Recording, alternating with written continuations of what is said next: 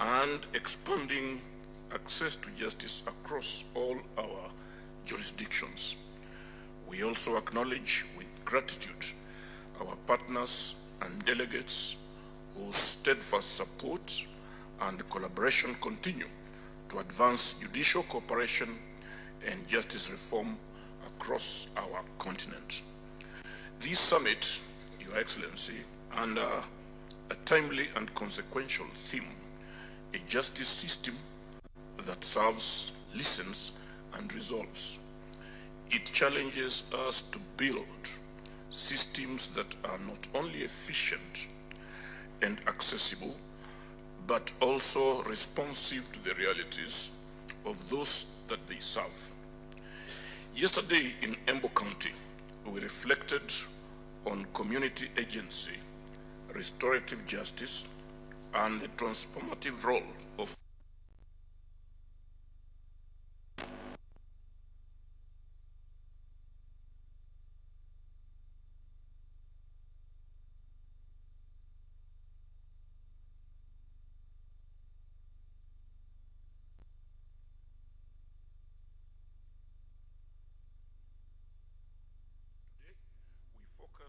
our focus shifts to just commercial justice and the role of ADR in supporting economic growth, investor confidence, and continental integration. As Africa deepens economic cooperation under the African Continental Free Trade Area, trusted and efficient dispute resolution mechanisms are no longer optional, but essential. ADR is no longer viewed as a peripheral mechanism within the administration of justice. It has become an indispensable component of contemporary justice systems, offering efficient, accessible, and mutually beneficial pathways for dispute resolution.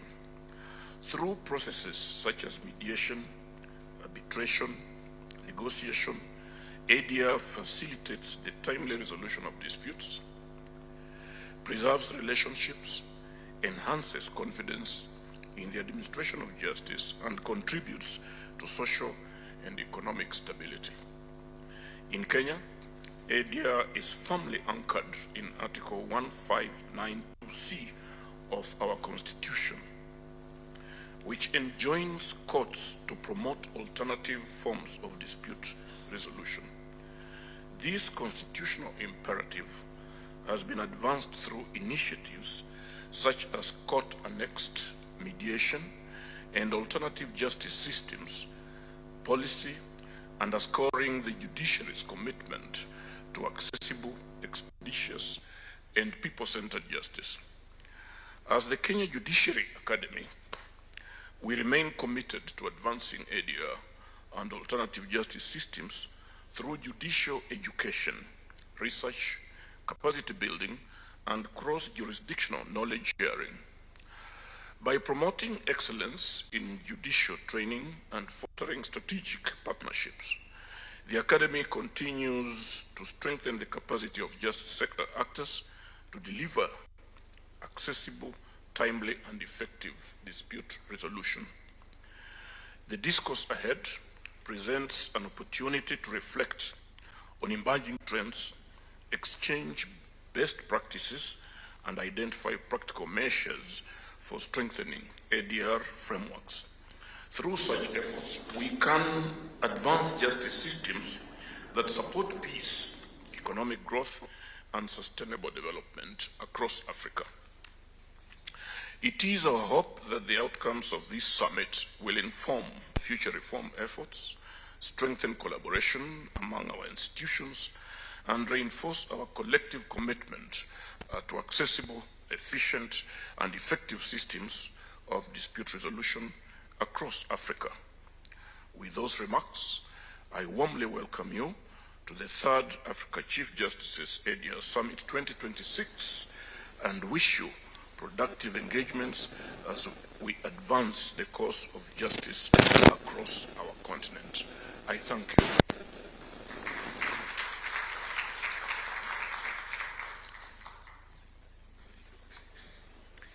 Allow me, Your Excellency, with your permission, next to call the Chief Justice of the Republic of Zambia and Chairperson of the Africa Chief Justices ADR Forum, Honorable Justice Dr. Mumba Malila, to deliver his remarks. Let's welcome him with a warm clap.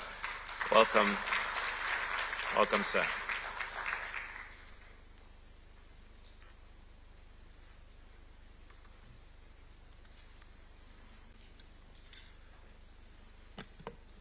Your Excellency, the President of the Republic of Kenya and Commander-in-Chief of the Armed Forces, my Lady, the Chief Justice of Kenya and President of the Supreme Court of Kenya, distinguished guests, allow me to adopt the protocol list as earlier given. Your Excellency, we are greatly honored by your presence at our ADR summit today, and we thank you profusely for taking time out of your very busy schedule to grace the summit.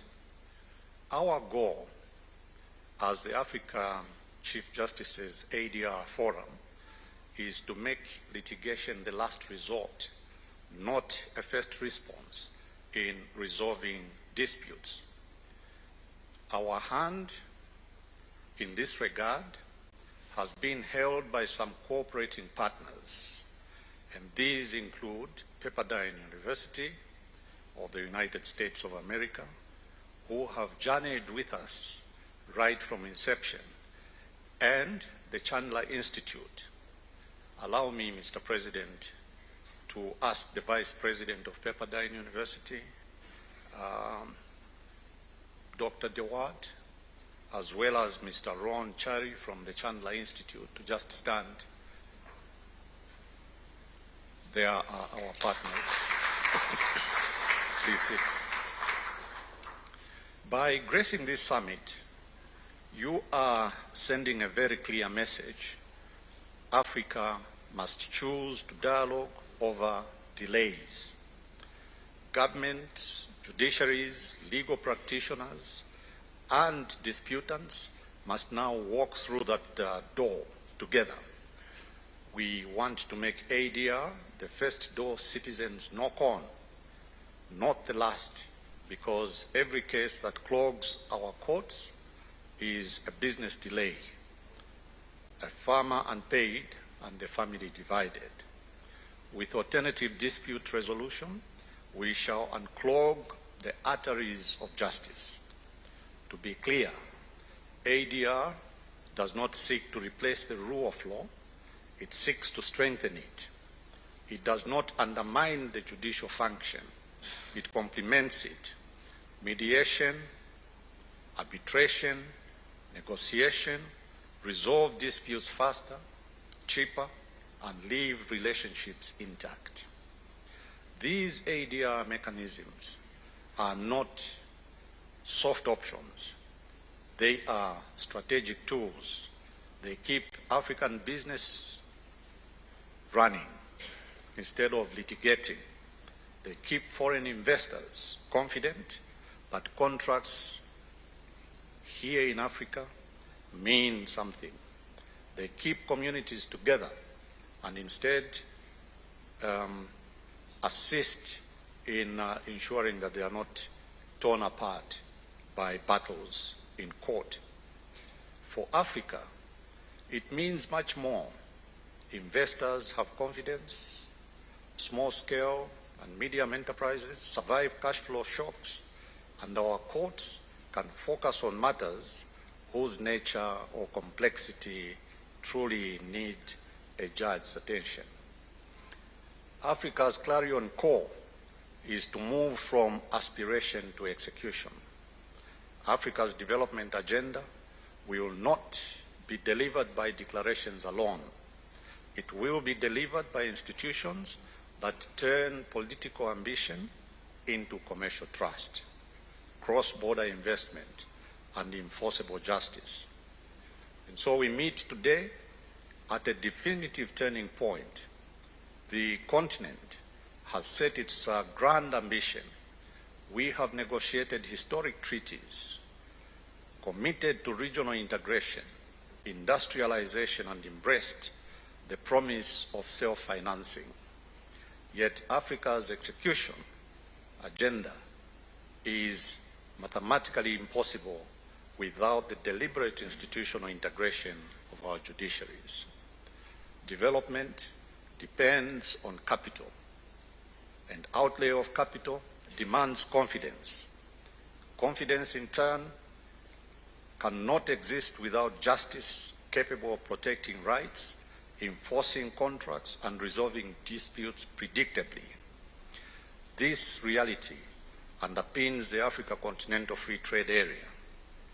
The Africa Continental Free Trade Area is not a passive trade agreement. It is the economic vehicle for Africa's sovereignty. But let us be clear. Protocols do not move goods or services. Treaties do not de-risk capital. Investors will not commit capital to an integrated market unless they trust that cross-border disputes will be resolved fairly, transparently, and swiftly. Judiciaries are not peripheral observers, as we have already heard, of development. They are its primary infrastructure. And when we discuss trade, infrastructure, our minds turn to physical, our minds will turn to physical assets. We shall think about highways, deep water ports, standard gauge railways, and the fiber optic networks. But an integrated market requires a parallel foundation, the infrastructure of trust. And this invisible infrastructure is built by courts, commercial registries, alternative dispute resolution mechanisms, and alternative justice systems. And let me briefly quantify the cost of institutional failure. First, delayed judgment is as economically destructive as a delayed shipment. An unenforced arbitral award undermines investor confidence as deeply as a collapsed bridge. A fragmented, unpredictable dispute resolution system acts as a non-tariff barrier, as any illegal border closure. So for this reason, investing in commercial courts and ADR is an explicit investment in Africa's global competitiveness. Modern commerce requires justice to be fast, predictable, and digitally integrated. ADR and AJS are no longer elite options to formal litigation. They are central mechanisms for delivering justice. They preserve commercial relationships, slash transaction costs, and democratize access to justice for small-scale cross-border traders, women entrepreneurs, and multinational investors alike. However, we must ask candidly unsettling questions. Is ADR truly operational within our judiciaries, or is it merely present in law and policy? This summit, Mr. President, rightly asks whether court-connected ADR is functioning as a trusted tool, or whether it remains present in law but weak in practice. That question must guide our deliberations. Africa has no use for symbolic ADR designed for compliance metrics. So, what is the ADR Africa needs? A, Africa needs operational ADR. B, Africa needs credible ADR. C, Africa needs ADR that market actors, regulators, courts, and investors can trust. And this brings us back to the core mandate of this summit, judicial alignment. our judiciaries must be present where Africa's development architecture is designed, financed, and monitored. The Africa Continental Free Trade Area is creating a single continental market, stretching across diverse legal traditions, constitutional limits, and varying levels of digital readiness. This diversity is an asset, but it must be allowed to develop into systematic, it must not be allowed to develop into systematic fragmentation. If an international trader or investor encounters inconsistent enforcement, weak mediation platforms, or analog case management across borders, the entire promise of regional integration weakens. So judicial alignment does not demand the erosion of national sovereignty, identical statutory laws, or uniform courts. Rather, it demands shared operational baselines and common enforcement standards, mutual recognition of cross-border settlement and of arbitral awards, discipline and efficiency in automated commercial case management. It also calls for judicial predictability, secure tax certainty, and support robust domestic resource mobilization. This is the strategic value of the Africa Continental Free Trade Area. Judicial alignment roadmap. It establishes the baseline for cooperation and mutual confidence required to make a single continental market functional. That combination should not remain at the margins of this summit. It should be embedded at the center of our discussions. Your Excellency, consistently challenged, Your Excellency has consistently, in fact, challenged Africans to finance their own transformation. And this challenge applies equally, directly, to the administration of justice. Judiciaries provide the baseline credibility and stability for fiscal systems. And by making tax rules predictable and resolving revenue disputes fairly, our courts enable governments to mobilize domestic revenue without choking the private sector growth. If justice is infrastructure, governments must finance it as infrastructure. Governments must invest in commercial courts, digital case management, ADR processes, judicial training, enforcement mechanisms, and user-centered justice services. Africa cannot invest billions in physical infrastructure while neglecting the justice ecosystems that protect the contract sustaining that very infrastructure. This is where the African Chief Justices ADR Forum has a vital role to play, because it is uniquely positioned to transition the continent from fragmented, isolated judicial reform to a coordinated continental network. The theme of this summit, a justice system that serves, listens, and resolves, advancing ADR and alternative justice system for peace, inclusion, and prosperity in Africa, must look beyond professional networking. The African Chief Justices Forum, ADR Forum, must be leveraged as a strategic continental enabler.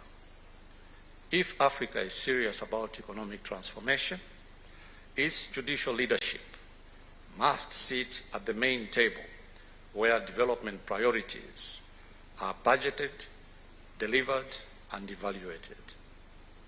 Distinguished colleagues, Africa's economic future will not be secured by declarations alone.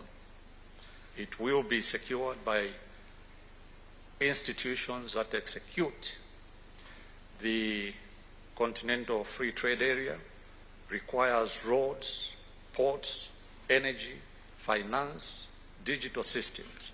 But above all, it requires courts that can be trusted, ADR mechanisms that are credible, settlements that are enforceable, and judiciaries that are aligned around the realities of a united African market.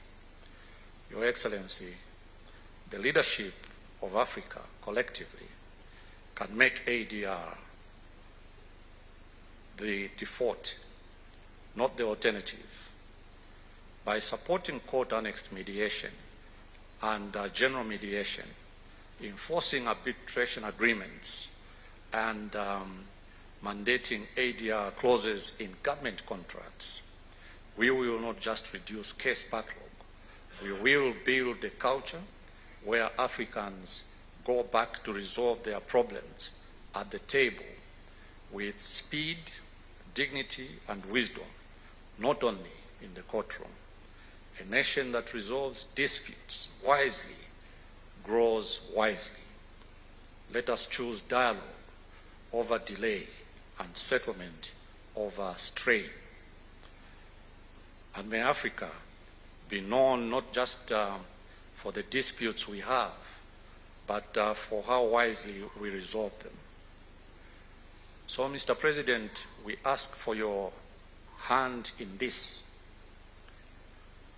Champion the enforcement of arbitration clauses in government contracts, support court-annexed mediation, champion ADR in every ministry, and with your voice behind it, ADR will move from margins to the mainstream. So let this summit send an unequivocal message to the continent. Jurisdictions are development institutions. Just judiciaries. Judiciaries are development institutions. Justice is infrastructure. ADR and AJS are the primary tools of delivery. For Africa to trade with confidence, invest with courage, and grow with true inclusion, we must resolve our disputes with fairness, speed, and absolute trust. This is not a narrow technical adjustment. It is a development imperative. And that is our responsibility. That is our historic opportunity. And that is the precise work before us.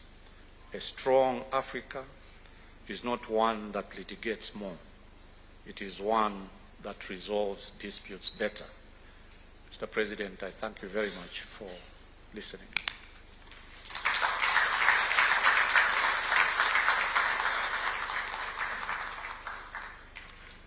Thank you very much.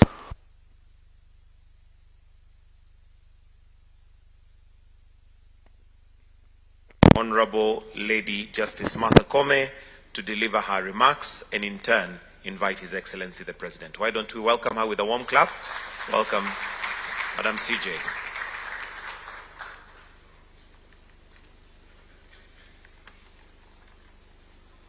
Your Excellency, the President of the Republic of Kenya and Commander-in-Chief of the Kenya Defense Forces, my colleagues, the Chief Justices from Africa, our judges, senior judges who have come to witness and participate in this great forum.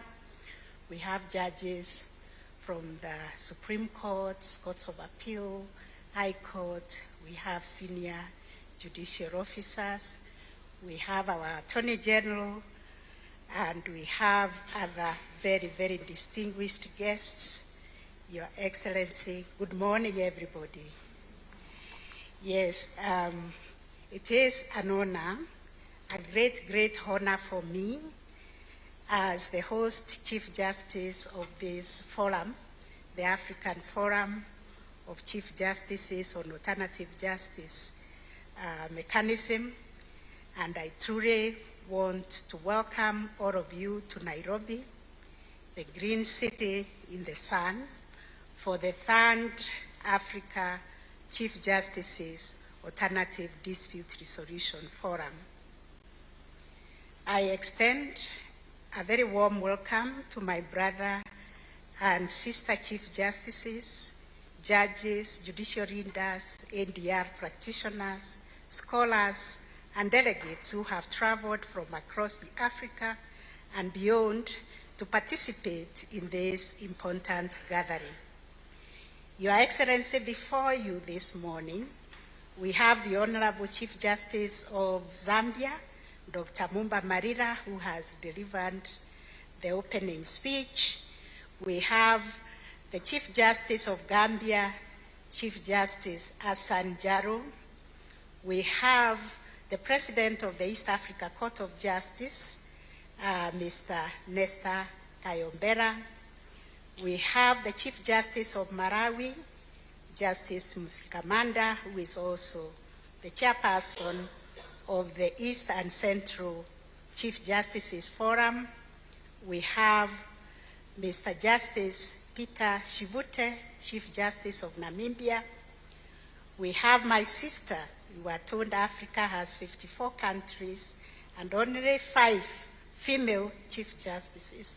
And today we are blessed to have Honorable Lady Justice Kudirat Motomori Orokokumbo Kekere Ekun, the Chief Justice of Nigeria. We have Chief Justice of Sierra Leone, Justice Komba Kamande. We have the Chief Justice of Somalia, my brother, Justice Bashe Yusuf Ahmed. We have our neighbor, the Chief Justice of Uganda, the Honorable Dr. Justice Flavian Seija. We have the Chief Justice of Zanzibar, Honorable Mr. Justice Kamis Ramadan.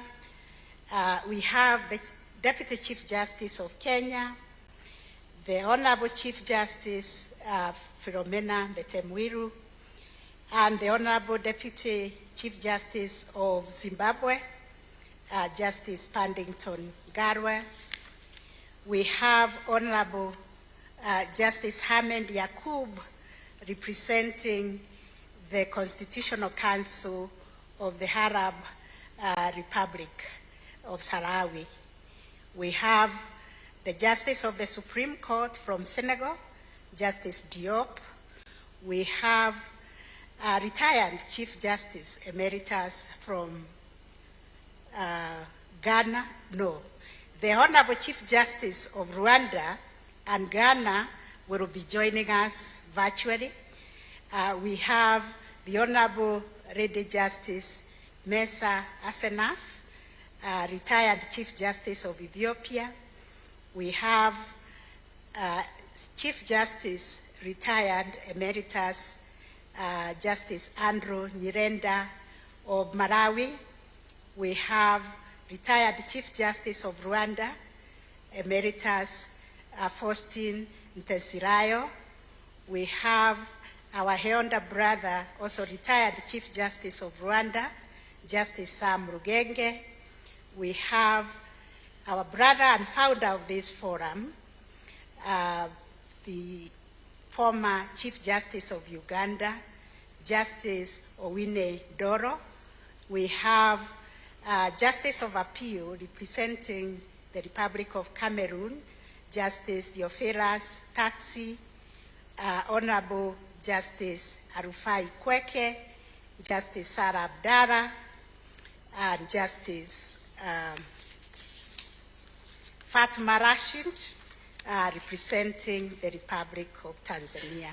Welcome, my brother and sister judges.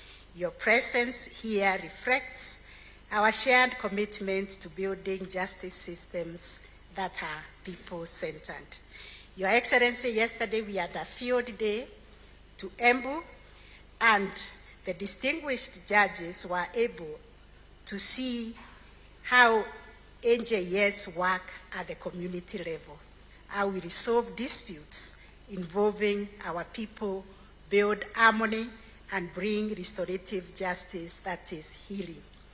Today, as our chairperson has explained, we are focusing on commercial justice, how we can accelerate development through the use of NJS, NDIR, and all the other mechanisms. Allow me, Your Excellency, to express my very sincere gratitude to you for graciously accepting our invitation to deliver the keynote address at this forum. Your Excellency, your presence here today is a reminder that justice sector transformation is not only the responsibility of judiciaries alone.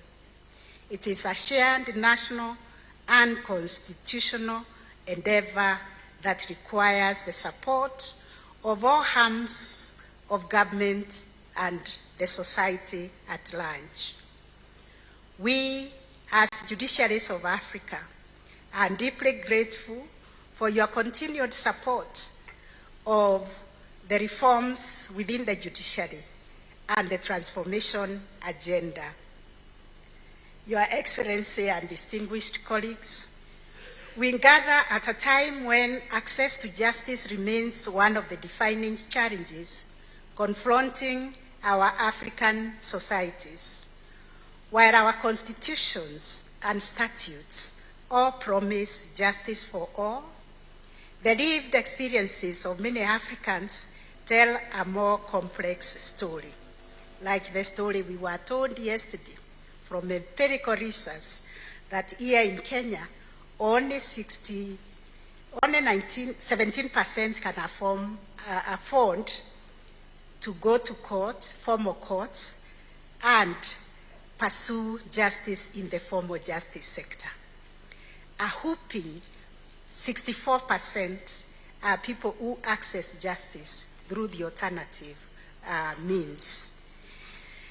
I also want to refer to the recently released Afrobarometer Round 10 survey on access to justice that was conducted across 38 African countries.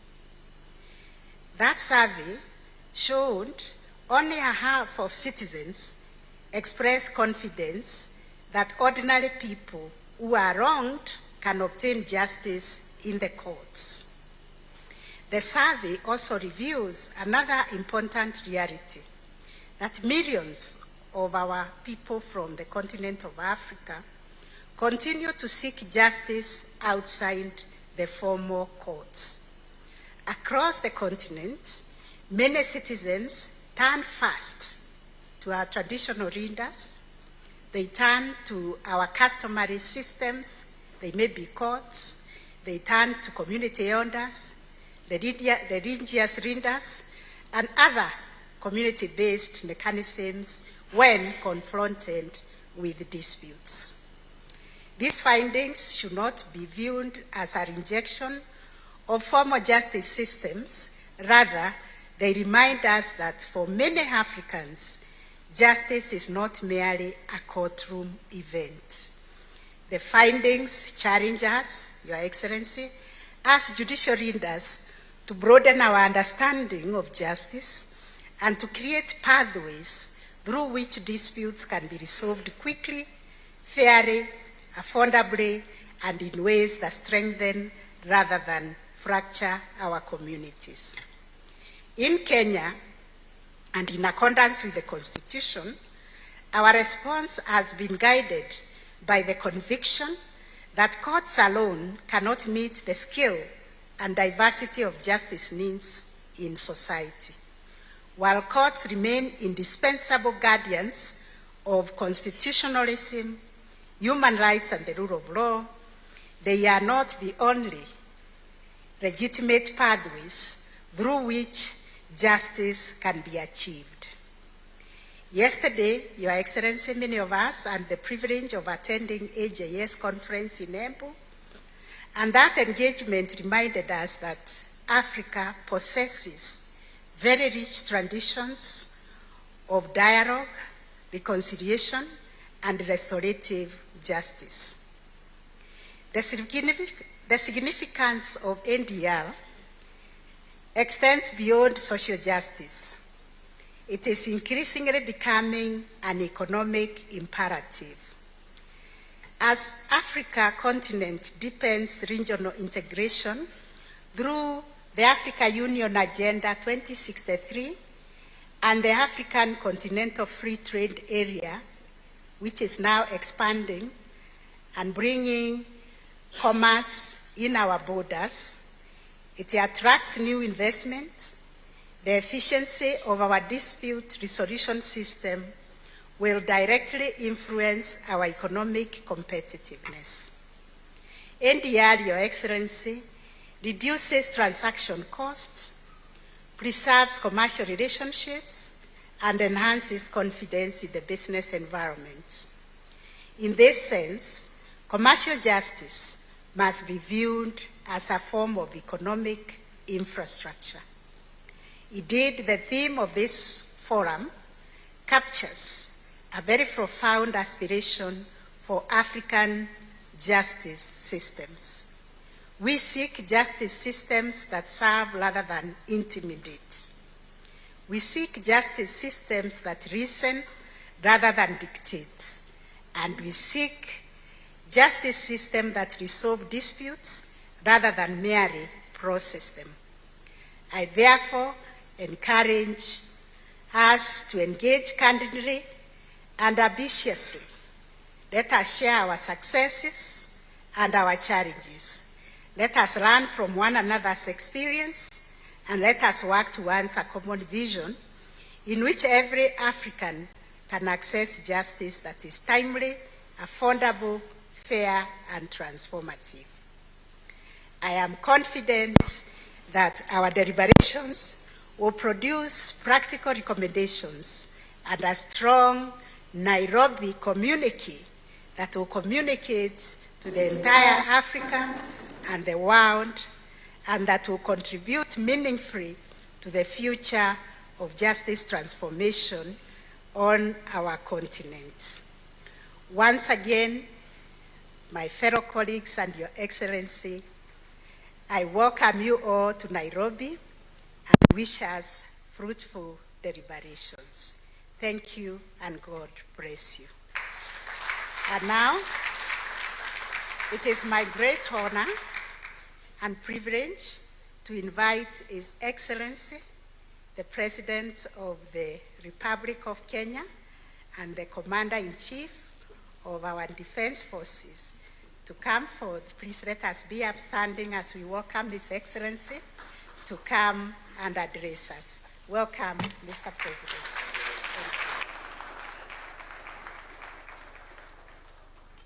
Thank you very much, Madam Chief Justice. Please, let's take our seats.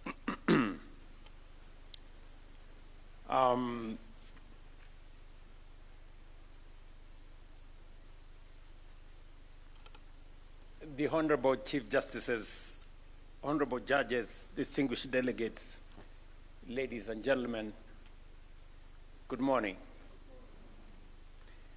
On behalf of the government and people of Kenya, let me take this opportunity to welcome all of you to Nairobi. I know that was done by our Chief Justice and President of the Supreme Court, but let me join her in welcoming all of you distinguished leaders to both Nairobi and to Kenya. And it is a great honor for Kenya to host the Chief Justice's Alternative Dispute Resolution Summit 2026. To every Chief Justice, judicial leader, and delegate gathered here, welcome to Nairobi, welcome to Kenya, and we are very happy to have you. We have come together under a theme that states a critical truth: a justice system that serves, listens, and resolves. The legitimacy of our institutions is not measured by the number of laws we pass, but by whether our people experience justice as accessible, fair, and swift. We have gathered to discuss alternative dispute resolution. But permit me, in this room of distinguished jurists, to begin by questioning a single word, the word alternative. In Africa, the resolution of disputes through dialogue is not alternative. It has never been. It is the original and the only justice system. Long before the colonial courtroom arrived on our shores, the Council of Elders sat beneath a tree, the village assembly gathered on the grass, they negotiated settlements, restored relationships, and rebuilt trust. That was not a lesser justice. It was our justice system. Litigation is the import. Reconciliation is the inheritance. So, when the world today speaks of mediation, of restorative justice, of community resolution as bold innovation, Africa may smile quietly. What others are discovering, we have always practiced for generations. We did not import alternative dispute resolution. We authored it. And then, for a time, forgot we were the authors. This summit is our act of remembrance.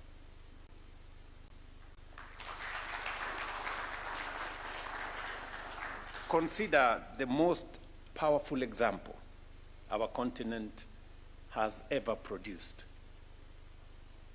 After the 1994 genocide, Rwanda faced a caseload its ordinary courts would need decades to clear. Through the Kashasha courts, nearly 12,000 community tribunals led by locally elected judges of integrity, Rwanda tried close to 2 million cases in just 10 years. It remains the most comprehensive community justice process in human history.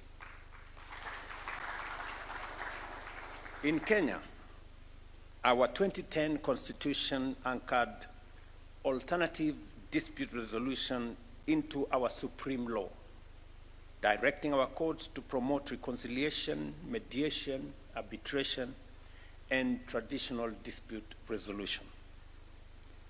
The impact has been significant.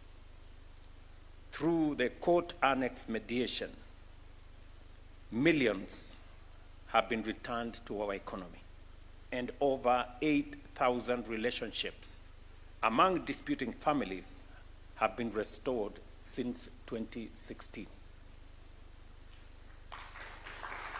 Last year, our judiciary resolved more cases than were filed, achieving a clearance rate of 104% and cutting its backlog by nearly a third. We have also built justice that speaks to people's own language, such as the Al-Islah Alternative Justice Center in Garissa, where mediation and community values resolve disputes that a distant courtroom never could. This is justice that meets people where they are. The future of justice in Africa must be people rather than process-centered. Citizens do not measure justice by the complexity of processes or jargons, including res judicata. I hear something. I don't know what that means. They measure it by three simple questions. Were they heard? Was the matter resolved fairly? And did the outcome restore their dignity in time? Our institution must answer these three questions in the affirmative. Ladies and gentlemen, let me turn to another truth that is too often missed. Effective dispute resolution is not only a social good, but also an economic engine. And the Chief Justice from Zambia, who has two Kenyan names, Mumba and Malila, both are Kenyan names, just for your information, has said it ably. He has spoken about our commerce in this continent and how dispute resolution and systems that ensure that contracts are enforced in a timely manner could contribute significantly to progress and prosperity in our continent. Africa has entered the era of the Africa Continental Free Trade Area, the largest free trade area in the world. The World Bank estimates it will lift our exports by US dollars 560 billion by 2035. But more trade opens the doors for more commercial disputes. And here we face an uncomfortable question. Where will those disputes be resolved? Today, many African commercial disputes are settled in London, Paris, and Geneva, far from the continent where the investment is.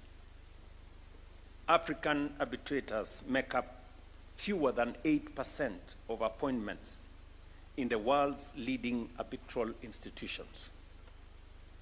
And none of the world's 5 most preferred arbitration seats is in Africa. We are learning very painfully not to ship our tea or coffee or minerals abroad in raw form for others to add value and keep the reward of that value. And so I ask this gathering a direct question. Why do we still ship out our disputes? Why does African justice, like African produce, so often earn its premium somewhere else? Singapore, a single city, made itself one of the world's foremost seats of arbitration by deliberate design. Africa, a continent of 1.5 billion people, can do the same. Let us resolve African disputes on African soil by African jurists under African institutions. And by the way, that is not protectionism, that is sovereignty. Last month, here in Nairobi, we had the Africa Forward Summit. And as African leaders, we had a very candid conversation amongst ourselves and with our partners. And we came to the conclusion that we need a paradigm shift in our relationships and engagements with our partners. relationships that are not built on dependency, relationships that are built on sovereign equality, relationships not built on aid, assistance, or charity, but partnerships that are mutually beneficial, fair, and balanced. We made a concrete decision that being a continent of enormous natural resources, we are going to reject relationships that extract our minerals, our goods, shipped to add value somewhere else, and that we are going to insist on investments that create value in our continent, create jobs in our continent, that are fair, that are balanced, that benefits everybody equally in a win-win framework, benefiting the investors as much as the owners. That is the new relationship we want to build. And it is the conversation I had 2 days ago at the G7 forum, because that is what it is going forward. And I want to ask of this great gathering. I will ask you a few things in my concluding remarks, because I have the privilege to address many chief justices from our continent. It doesn't always happen. Yet we must never reduce justice to commerce. Consider this. The World Justice Project estimates that 5.1 billion people worldwide have unmet justice needs, and most of them will never set foot in a courtroom. That single fact is the case for this meeting. If courts alone could deliver justice, the gap would not stand at 5 billion people as it is today. Alternative dispute resolution is not a convenience for the powerful. It is the only scalable road to justice for citizens, the trader, the farmer, the widow, the neighbor. A justice the ordinary can only wait for, and only the wealthy can afford, is not justice. It is inequity.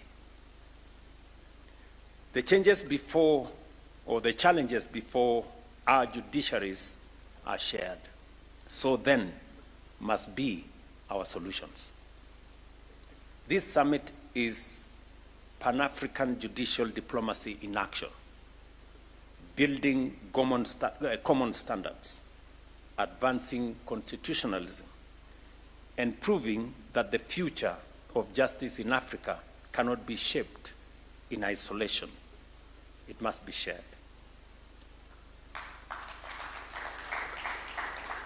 When courts function, citizens trust institutions.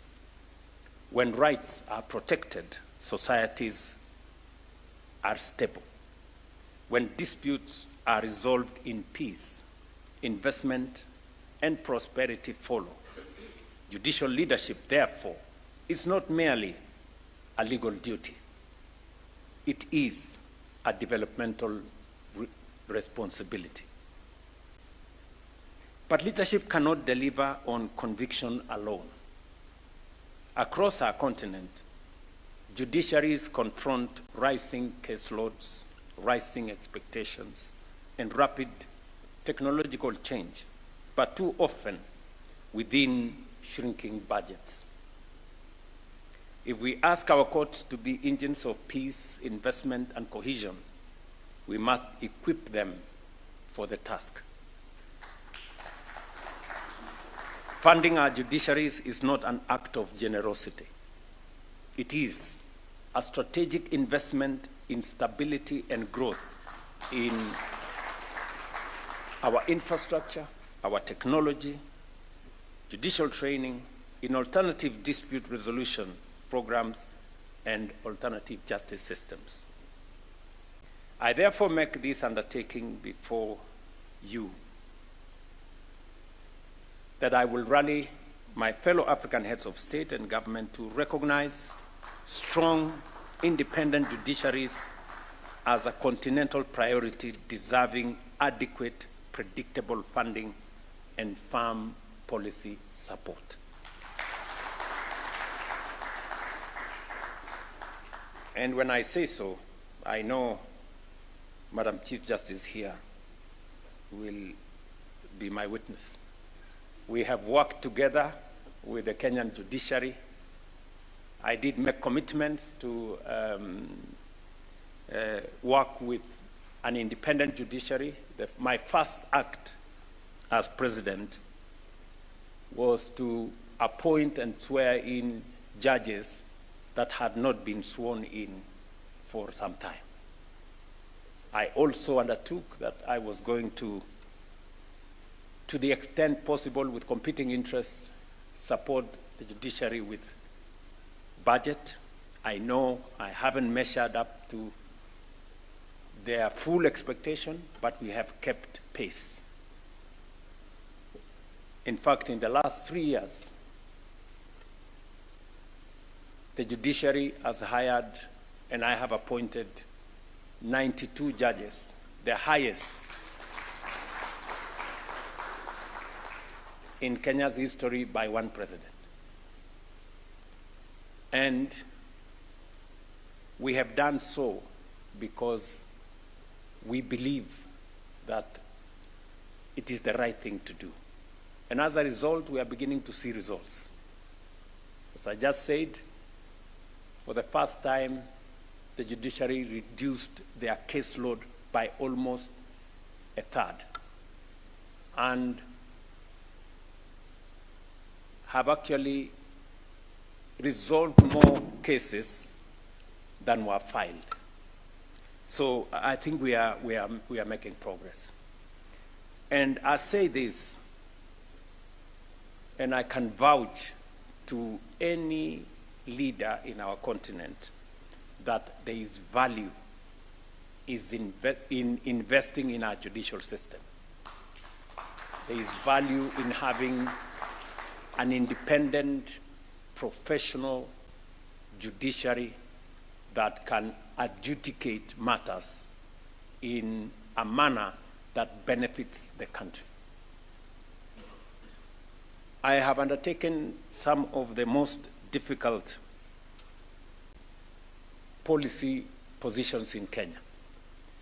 If I did not have an independent, professional judiciary, I would not succeed. Yes. I will give you 2 examples. As a country, we have been struggling with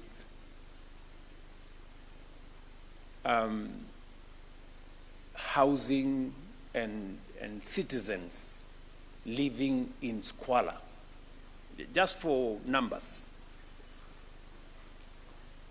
we have in Kenya 114 informal settlements. 1,114 informal settlements.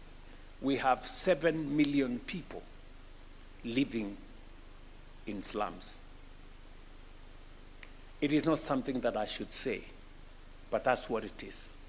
And therefore, it was absolutely necessary for us, and we have been trying to settle this housing question for close to 30 years. But this time round, I said I would. And we went to Parliament, we changed the law, we brought into the equation a housing fund, a housing levy, and a whole infrastructure to deliver on it. And the results are very clear to the people of Kenya. Today, we have close to 300,000 houses being built in Kenya.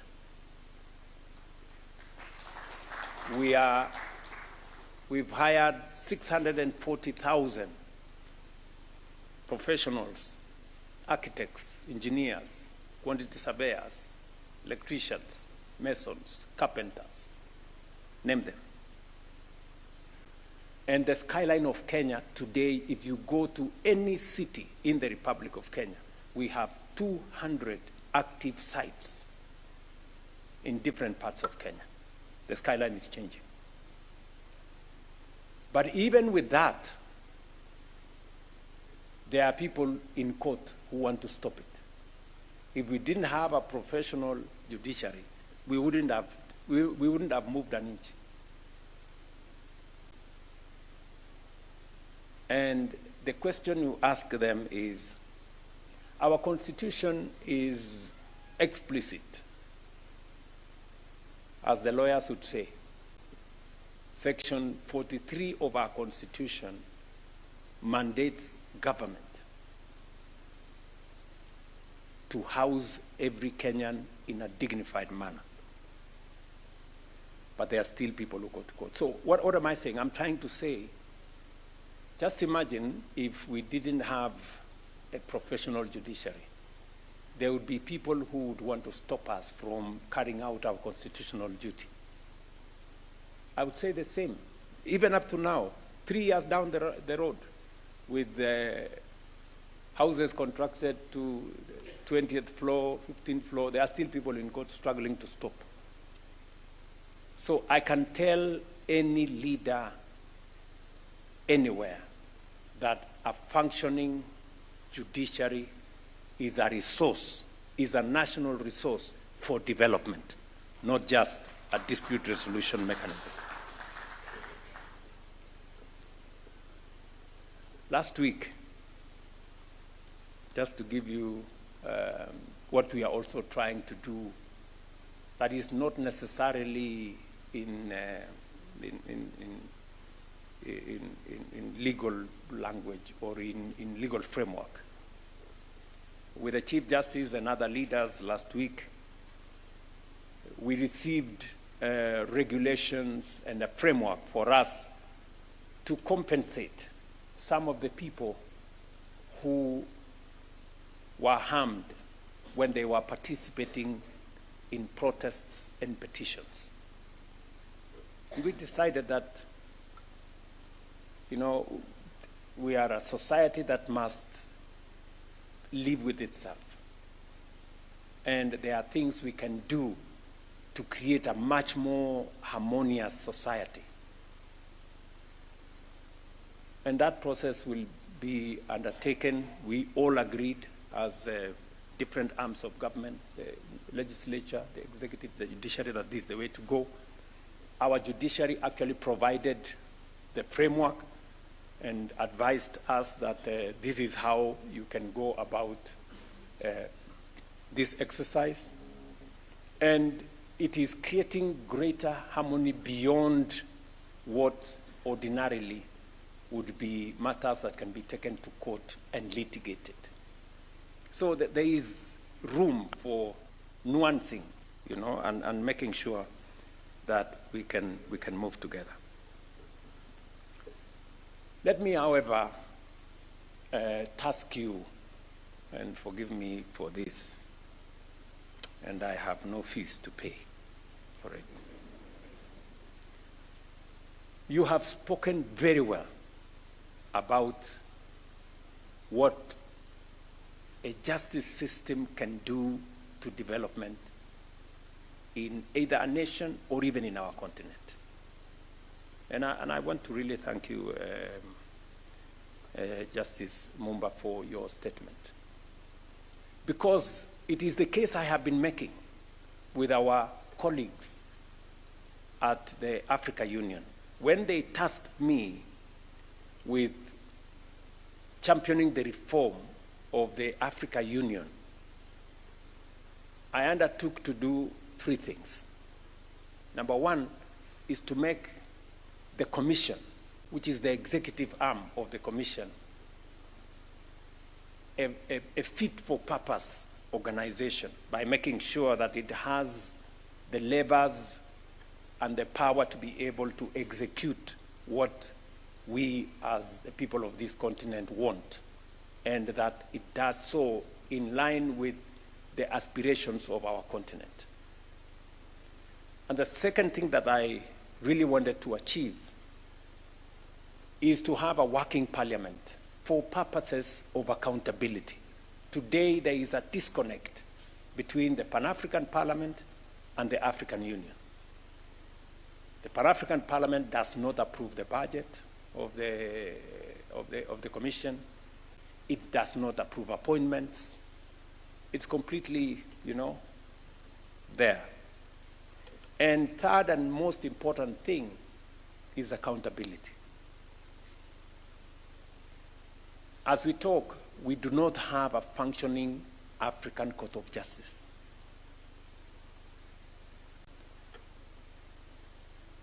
The statute was established. We agreed on everything. We were supposed to appoint the judges last year, but some small technicalities, and you can see there is no real political will to do it. I really want to persuade you, as the Chief Justices of our continent, if every Chief Justice can write to their Ministers for Foreign Affairs, and if possible, to your head of state, please let us have an African Court of Justice. It is the right thing to do. Because as we make progress as a continent, we need a mechanism that can help us resolve disputes quickly. And that mechanism, that court mechanism, must have all the facets: mediation, arbitration, alternative justice, whatever it is. But let us have a justice mechanism. My request to you is, if it is not, if I'm not asking for too much, if you can help me prosecute this one thing, that let us have an African Court of Justice. It will inform our progress and the prosperity of our continent, because as we roll out, and as was said very ably by Justice Mumba, as we roll out the African Continental Free Trade Area, we need a justice system that makes sure that contracts are signed on time and people can build trust in the business that is going to be undertaken between us and every country, and between us and those from other jurisdictions. That is my request of you. And then number 2 is that, as I have said, even in all these places where all disputes are being carried out, our representation is not significant. The representation of African jurists is not significant. Unless you persuade me that we don't have qualified men and women who can serve in those places. And I would disagree with you if you told me we do not have qualified people. I know we do. Let us also step out and make sure that we position ourselves appropriately. for example, for us in Kenya, we once became guests of the International Criminal Court. And we had real trouble with them because they rarely understood what was going on here.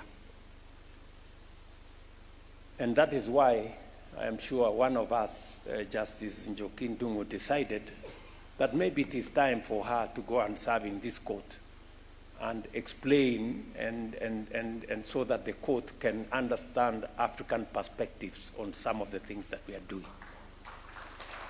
And Madam Njoki Ndung'u is here, is a member of our Supreme Court, and she is a candidate for the International Criminal Court.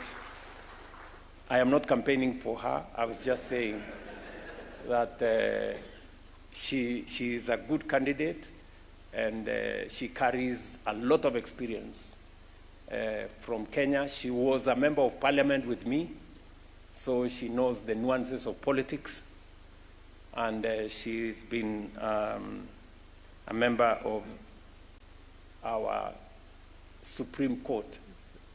She was among the first members of our Supreme Court that was established after the 2010 Constitution.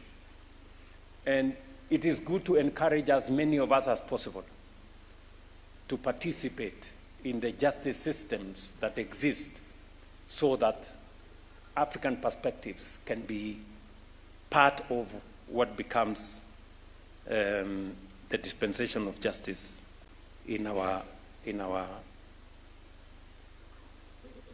continent and globally. So I have presented to you a very good candidate. You know what to do with a good candidate.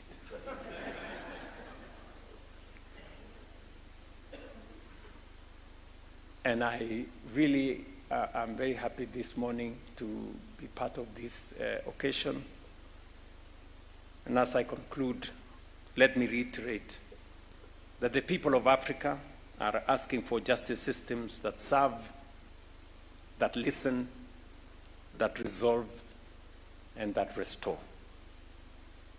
Let this summit answer them with practical commitments, lasting partnerships, and the courage to affirm alternative dispute resolution and alternative justice systems as continental priorities. We were the first to understand that justice is built not by deciding who is right, but by restoring what is shared. Let us be the generation that remembers it and builds it. On African soil, justice systems worthy of Africa's aspirations under Agenda 2063. And I wish you well as you conclude this very important summit. I know that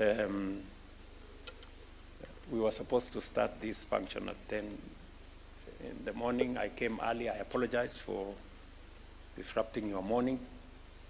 But I know that you will leave Kenya with a different perspective on what we can do together. I just want to encourage you that we have a great continent. And we are going to make sure that we do what we must do to make sure that this continent goes forward. I know I mentioned something about budgets and how resources are scarce. But let me say the following. We have also made a decision that we have to do two very important things. We have to learn to mobilize resources from our domestic sources. And number two, we must also learn how to de-risk